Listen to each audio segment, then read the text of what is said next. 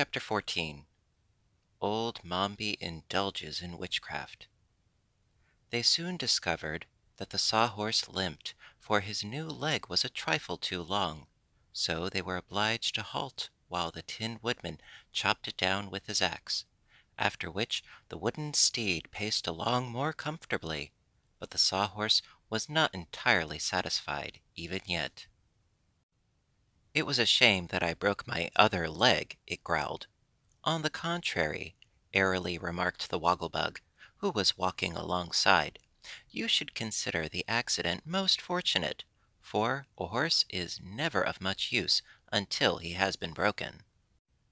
"I beg your pardon," said Tip, rather provoked, for he felt a warm interest in both the Sawhorse and his man Jack, "but permit me to say that your joke is a poor one, and as old as it is poor."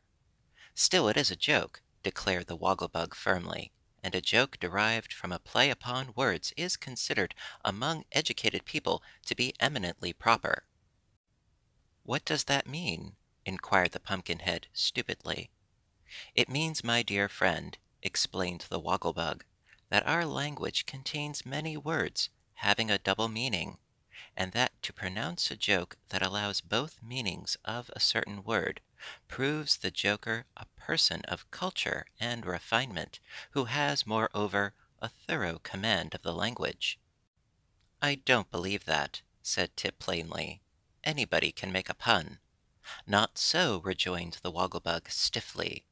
"It requires education of a high order. Are you educated, young sir?" "Not especially," admitted Tip. "Then you cannot judge the matter.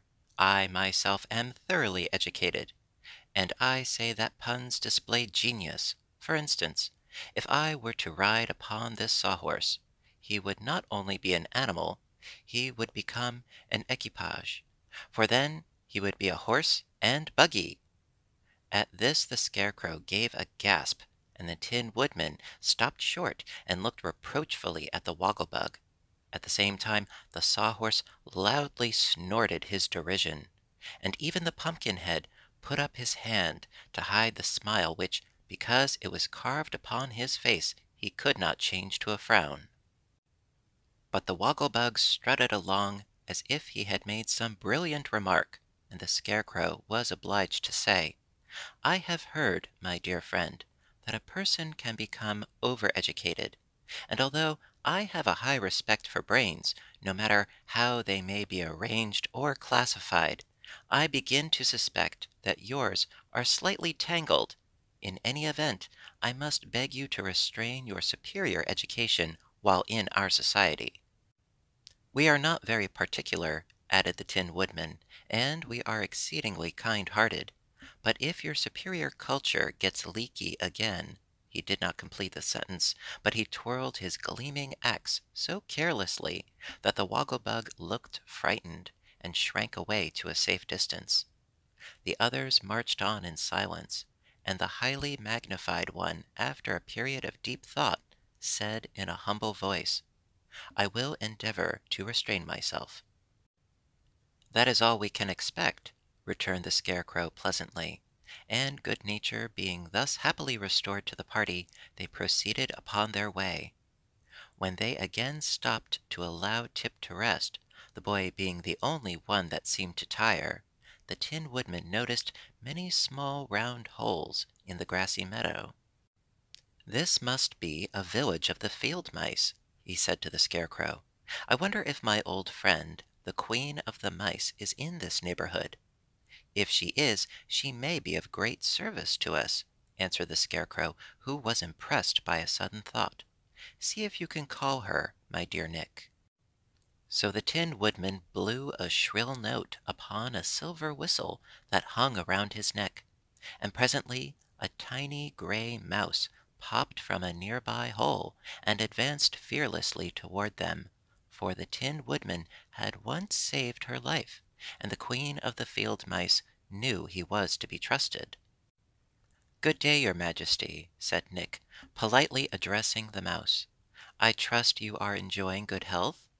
"Thank you, I am quite well," answered the Queen demurely, as she sat up and displayed the tiny golden crown upon her head. "Can I do anything to assist my old friends?" "You can indeed," replied the Scarecrow eagerly. "Let me, I entreat you, take a dozen of your subjects with me to the Emerald City." "Will they be injured in any way?" asked the Queen doubtfully. "I think not," replied the Scarecrow. "I will carry them hidden in the straw which stuffs my body, and when I give them the signal by unbuttoning my jacket, they have only to rush out and scamper home again as fast as they can. By doing this they will assist me to regain my throne, which the army of revolt has taken from me." "In that case," said the Queen, "I will not refuse your request. Whenever you are ready, I will call 12 of my most intelligent subjects." "I am ready now," returned the Scarecrow. Then he lay flat upon the ground and unbuttoned his jacket, displaying the mass of straw with which he was stuffed. The Queen uttered a little piping call, and in an instant a dozen pretty field mice had emerged from their holes and stood before their ruler, awaiting her orders. What the Queen said to them none of our travelers could understand, for it was in the mouse language, but the field mice obeyed without hesitation, running one after the other to the Scarecrow and hiding themselves in the straw of his breast. When all of the 12 mice had thus concealed themselves, the Scarecrow buttoned his jacket securely, and then arose and thanked the Queen for her kindness. "One thing more you might do to serve us," suggested the Tin Woodman, "and that is to run ahead and show us the way to the Emerald City, for some enemy is evidently trying to prevent us from reaching it." "I will do that gladly," returned the Queen. "Are you ready?" The Tin Woodman looked at Tip. "I'm rested," said the boy. "Let us start." Then they resumed their journey, the little gray Queen of the field mice running swiftly ahead and then pausing until the travelers drew near, when away she would dart again. Without this unerring guide, the Scarecrow and his comrades might never have gained the Emerald City, for many were the obstacles thrown in their way by the arts of old Mombi. Yet not one of the obstacles really existed. All were cleverly contrived deceptions. For when they came to the banks of a rushing river that threatened to bar their way, the little Queen kept steadily on, passing through the seeming flood in safety, and our travelers followed her without encountering a single drop of water.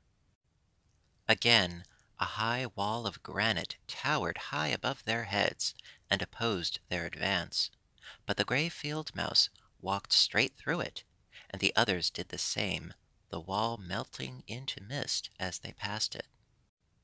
Afterward, when they had stopped for a moment to allow Tip to rest, they saw 40 roads branching off from their feet in 40 different directions, and soon these 40 roads began whirling around like a mighty wheel, first in one direction and then in the other, completely bewildering their vision.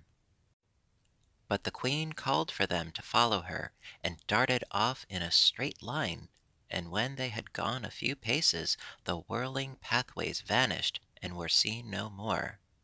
Mombi's last trick was the most fearful of all. She sent a sheet of crackling flame rushing over the meadow to consume them, and for the first time the Scarecrow became afraid and turned to fly. "If that fire reaches me, I will be gone in no time," said he, trembling until his straw rattled. "It's the most dangerous thing I've ever encountered." "I'm off too," cried the Sawhorse, turning and prancing with agitation, "for my wood is so dry it would burn like kindlings." "Is fire dangerous to pumpkins?" asked Jack fearfully.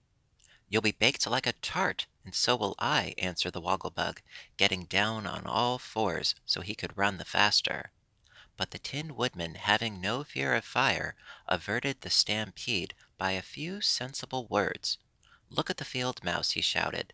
"The fire does not burn her in the least. In fact, there is no fire at all, but only a deception."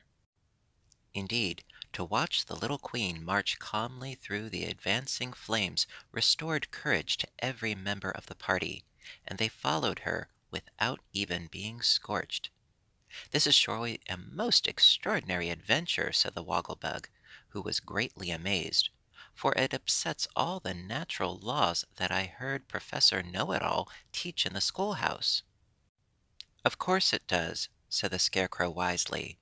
"All magic is unnatural, and for that reason it is to be feared and avoided. But I see before us the gates of the Emerald City, so I imagine we have now overcome all the magical obstacles that seem to oppose us." Indeed, the walls of the city were plainly visible, and the Queen of the Field Mice, who had guided them so faithfully, came near to bid them good-bye. "We are very grateful to your Majesty for your kind assistance," said the Tin Woodman, bowing before the pretty creature. "I am always pleased to be of service to my friends," answered the Queen, and in a flash she had darted away upon her journey home.